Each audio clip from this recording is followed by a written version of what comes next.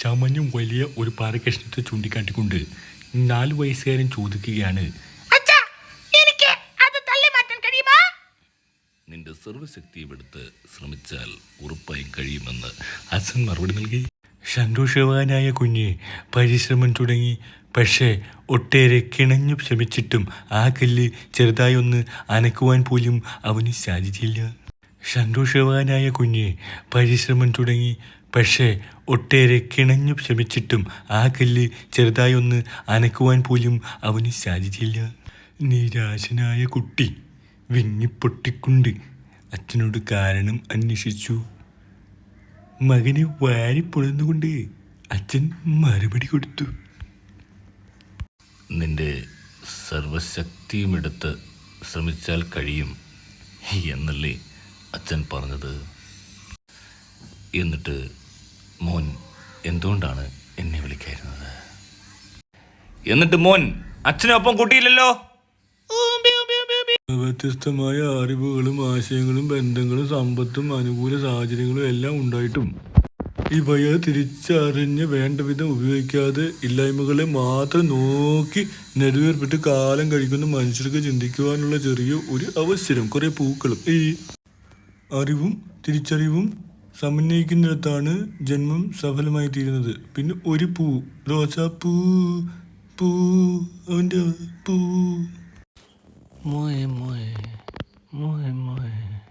Charity with clarity. ഇന്ത്യയിൽ ആദ്യമായി ഒരു വെബ്സൈറ്റിലൂടെ transparent fund management system introduce ചെയ്ത ആദ്യത്തെ ചാരിറ്റബിൾ ട്രസ്റ്റ്. നമ്മളെ ഈ വണ്ടിക്കകത്ത് വേറൊരു പരിപാടിയുണ്ട് റോഡിൽ. ഇപ്പോൾ ഓവർടേക്ക് ചെയ്യുന്ന സമയത്ത് തൊട്ടപ്പുറത്തെ വണ്ടി സ്പീഡ് കൂട്ടി വെക്കും. അപ്പോൾ അത് ഒരുമാതിരി അവൻ്റെ ഒരു നോർമൽ സ്പീഡിൽ പോയാൽ നമുക്ക് ആ ഗ്യാപ്പ് അവിടെ കാണുക. നമ്മൾ ഓവർടേക്ക് ചെയ്ത് കഴിയുമ്പോൾ ഇവനെ ഗ്യാപ്പ് ഫില്ല് ചെയ്യും. എന്താ തരത്തില്ല പെട്ടെന്ന് ഇങ്ങനെ അറിയാണ്ട് മനഃപൂർവ്വം ചെയ്യുന്ന പരിപാടി. അറിയാതെ അല്ല, അതൊരു എന്താ പറയണ്ട, മൊത്തത്തിലുള്ള അറിവൊന്നും കാണത്തില്ല, പക്ഷെ അറിയാതെ അങ്ങനെ സംഭവിച്ചു പോകുന്ന ആ ഗ്യാപ്പ് പലപ്പോഴും കൊടുക്കാൻ ആളുകൾക്ക് തോന്നുന്നില്ല. അതൊരു ഈഗോ സംഭവമാണ് കേട്ടോ. ഇവിടെ ഞാൻ ഇപ്പം ഇങ്ങനെ പോയപ്പോൾ ഞാൻ ആലോചിക്കുകയായിരുന്നു, ഈ എന്താ പറയുക, നമ്മുടെ ആൾക്കാർ മത്സരിക്കുമല്ലേ ഇവിടെ എല്ലായിടത്തും. മത്സരം അങ്ങ് കിടന്നങ്ങ് വെറുതെ അങ്ങ് മത്സരിക്കുക. എന്ത് കിട്ടിയാലും മത്സരിക്കണമെന്നൊക്കെ ആരോ കൊച്ചിലെ പഠിപ്പിച്ചേക്കുന്നുണ്ട്. എല്ലാം ഒരു കോമ്പറ്റീഷൻ ഐറ്റം ആണല്ലോ. മറ്റേ ഗപ്പ് കിട്ടാത്ത ചില ആൾക്കാരുണ്ട്, കോമ്പറ്റീഷൻ പങ്കെടുക്കത്തില്ല, പകരം റോഡിൽ കിടന്ന് അഭ്യാസം കാണിക്കുന്ന നാറികളുടെ സിനിമ. ഒരു കഥയുണ്ടല്ലോ, അങ്ങനെ ഒരു നാറിയെ പറ്റി ഒരു കഥയില്ലേ, ഒരു സിനിമയില്ലേ നാട്ടില്?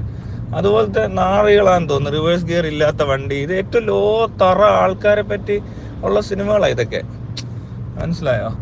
അപ്പൊ അതിനകത്ത് അയാൾക്ക് റിവേഴ്സ് ഗിയർ ഇടാൻ മടി, അല്ലെങ്കിൽ ഭാര്യയെ ചവിട്ടണം, അങ്ങനത്തെ കഥയാ അത്. ശരിക്കും പറഞ്ഞാൽ അത് ഈ കാലഘട്ടത്തിൽ ജീവിച്ചേക്കുന്ന ഏറ്റവും നാറികളെ പറ്റി പറയുന്ന സിനിമയാന്ന് തോന്നുന്നു. ആശുപത്രിക്ക് തല്ലി പൊട്ടിക്കുക, അല്ലെങ്കിൽ ചുമ്മാ പഴയ വൈരാഗ്യം വെച്ചുകൊണ്ട് ജീവിക്കുന്നൊരു മകൻ. അപ്പനെ വൈരാഗ്യം എങ്ങനെ മകനിലോട്ട് പടരുന്നതെന്നൊക്കെ ചോദിച്ചാൽ അത് ഭയങ്കര രസം. അയാൾക്ക് സ്വന്തം ജീവിതം ഇല്ലാത്തതുകൊണ്ടായിരിക്കും ചിലപ്പോൾ. എന്താണേലും കൊള്ളാം. ഇങ്ങനത്തെ തറ വർത്താനം പറഞ്ഞും കള്ള് കുടിച്ചിട്ട് അലമ്പുണ്ടാക്കുന്ന, അല്ലെങ്കിൽ മറ്റേ അർണോൾഡിനെ കളിയാക്കുന്ന പോലത്തെ വെറും തറ. അയാളുടെ ഒരു കോസ്റ്റ്യൂം തന്നെ കണ്ടാൽ അറിയാം ഭയങ്കര തറയാണ്. അങ്ങനത്തെ ആൾക്കാരാണ് ഇവിടെ കൂടുതലുള്ളത്. ആ സിനിമയൊക്കെ കണ്ടു കഴിഞ്ഞാൽ നമുക്ക് മനസ്സിലാകുന്ന കാര്യം ഇതൊക്കെയാ. ഇത്രയും തറ മനുഷ്യരോ?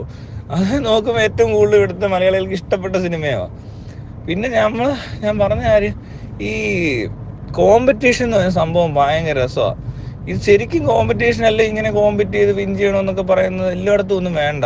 ജീവിതത്തിൽ അങ്ങനെ ആവശ്യമൊന്നും ഇല്ല. അത് മനുഷ്യന്റെ ജീവിതത്തിൽ സ്പോർട്സ് വേണം. സ്പോർട്സിലാണ് ഈ സാധനമൊക്കെ ഉള്ളത്. അല്ലാതെ ജീവിതം മൊത്തം സ്പോർട്സ് ആക്കേണ്ട ആവശ്യമൊന്നുമില്ല. അത് എനിക്ക് തോന്നുന്നു ഇവര് സ്പോർട്സിന് വേണ്ട രീതിയിൽ പങ്കെടുക്കാത്തത് കൊണ്ടുള്ള കുഴപ്പമാണോ എന്നൊരു സംശയമുണ്ട്. വേറെ ലോകത്തൊന്നും ഇങ്ങനെ ആൾക്കാർ ചെയ്യത്തില്ല. ഈ അറബികൾ പോലും ഇത്ര മോശമായിട്ട് പെരുമാറത്തില്ല. അവർക്ക് സ്പോർട്സും ഗെയിംസും ഇല്ലെങ്കിൽ പോലും കോമ്പറ്റീഷൻ, അവർക്ക് പിന്നെ കോമ്പറ്റീഷൻ ഇല്ലല്ലോ. ആ ഒരു മൈൻഡ് സെറ്റ് വരുന്നില്ല. സ്കൂളിൽ പഠിക്കാൻ പോകാത്തത് കൊണ്ട് അങ്ങനെ ഒരു പ്രത്യേകതയും കൂടെ ഉണ്ട് അവർക്ക്. ഇത് പഠിക്കാനും പോകും, എന്നാൽ കാര്യങ്ങൾ മനസ്സിലാവുന്നില്ലാത്തൊരു രാജ്യമായത്. യൂറോപ്പിലുള്ളവർ പഠിക്കുമ്പോഴും പഠിപ്പിക്കുമ്പോഴും വേണ്ട കാര്യങ്ങൾ കൃത്യമായിട്ട് പഠിപ്പിക്കും. ഇവിടെ ഉള്ളവര് എന്താ പറയാ, പഠിപ്പിക്കും, പക്ഷെ വേണ്ടത് മാത്രം പഠിപ്പിക്കാതെ ആവശ്യമില്ലാത്തൊക്കെ പഠിപ്പിച്ച് ഇമാതിരി മത്സര ബുദ്ധി മാത്രമുള്ള ആൾക്കാരും ഇതേ അറിയത്തുള്ളന്നേ. ചെറിയ കാര്യത്തിന് ഇവിടെ മത്സരിക്കുന്നത്. ഇപ്പൊ ക്യൂ നിൽക്കുമ്പോൾ തള്ളി കയറുന്നത് മര്യാദകേടാണെങ്കിൽ പോലും ആ ബുദ്ധി അങ്ങനെ പ്രവർത്തിക്കുന്നതിന്റെ കാരണം ഈ മത്സര ബുദ്ധിയാ. അല്ലേ വണ്ടിക്കകത്ത് കിടന്നുകൊണ്ട് ഈ അഭ്യാസം മൊത്തം കാണിക്കുന്നു. ഇത്രയും ആൾക്കാർ പേഷ്യൻസ് ഇല്ല. വേണ്ട സാധനങ്ങൾ പേഷ്യൻസും ഇതുമൊക്കെ അല്ലേ, അതില്ല. പകരം വേണ്ടാത്ത എല്ലാം നമ്മുടെ ആൾക്കാരുടെ തലയിൽ ഇരിപ്പുണ്ട്. മതം, ദൈവം, മത്സരം, പിന്നെ ധൃതി, ഒരു എന്താ പറയണ്ട ഇംപേഷ്യൻ്റ് ആയിട്ടുള്ള ആൾക്കാർ എല്ലാം അങ്ങനെ ഒരു വല്ലാത്ത രീതിയിലായി പോയി. എന്തോ ചെയ്യാനാ ഇവരെ കണ്ടു കഴിഞ്ഞാൽ തന്നെ ഇമാർ കാണിക്കുന്ന പരിപാടി.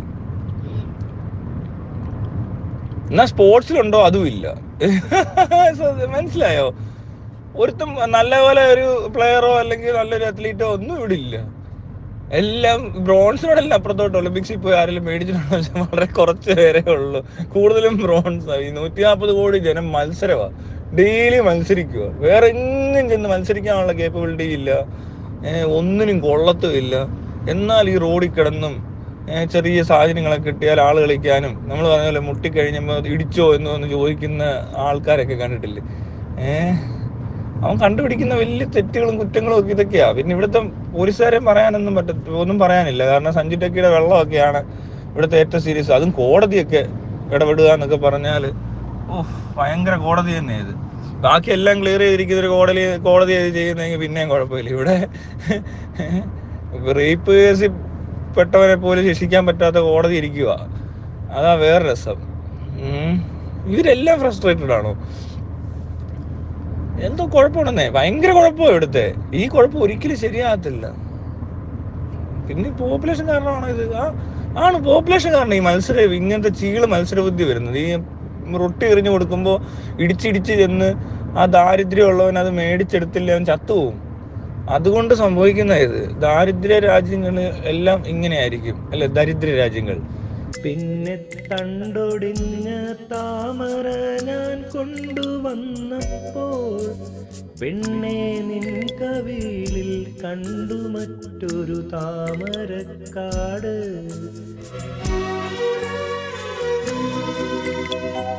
അല്ലിയാമ്പൽ കടവിലെന്നരയ്ക്കു വെള്ളം അന്ന് നമ്മളൊന്നായി തുഴഞ്ഞില്ലേ കൊതുമ്പോ വെള്ളം. നമ്മുടെ നെഞ്ചിലാകെ അനുരാഗ കരിക്കിൻ വെള്ളം.